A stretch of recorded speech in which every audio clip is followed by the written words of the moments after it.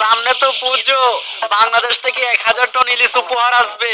তোমার হাতে সর্ষে ইলিশ খাবো, গরম ভাত, সাথে নেবো 1 পিস মাছ। একটু মাছ ভেঙে ভাতের সাথে মাখিয়ে মুখে দিলেই এবেলে দাদা বাংলাদেশ থেকে একটা সেটা ভাঙ্গা খবর এসেছে দাদা। দিনে তো গরম ভাতে পানিটা ঢেলে সবে মাত্র গরম ভাতের সাথে সর্ষে ইলিশটা মাখিয়ে মুখে দেবো। আরে দাদা ইলিশ থাকলে তো সস্তা ইলিশ খাবেন। এবার তো বাংলাদেশ থেকে আর পদ্মার রূপালী ইলিশ উপহার আসবে না। সে কি, তাহলে আমরা পদ্মার ইলিশ খাবো কিভাবে? এর প্রতিশোধ আমাদের নিতেই হবে দাদা। বাংলাদেশে এমন কিছু রপ্তানি বন্ধ করতে হবে যেটা ছাড়া বাংলাদেশ আর বাংলাদেশ থাকবে না। সেটা কি? রাজুদার পকেট পরোটা আর তরকারি। চলুন দাদারা, আপনাদেরকে একটা খবর দেই।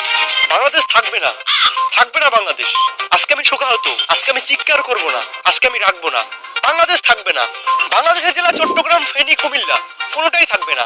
বাংলাদেশের চিকেন লেটে আমরা কুকুরের মতো কামড়ে খেয়ে ফেলবো। থাকবে না বাংলাদেশ। এই যে রাজুদার তরকারি পরোটা দিলাম না রপ্তানি বন্ধ করে, বাংলাদেশের মানুষ এখন হাঁকবে কি করে? বাংলাদেশের মানুষের তো রাজুদার তরকারি আর পরোটা না খেলে হাঁকাই ক্লিয়ার হয় না।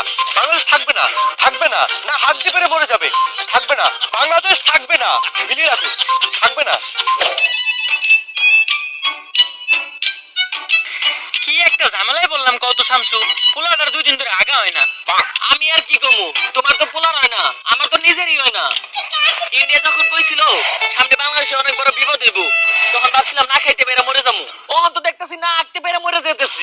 রাজু তার পকেট পরোটার তরকারিটা খেলে সুন্দর পেটটা ক্লিয়ার হয়ে যেত। ইন্ডিয়া রপ্তানি বন্ধ করে আমাকে ফলাইছে বিপদে। এমনি যদি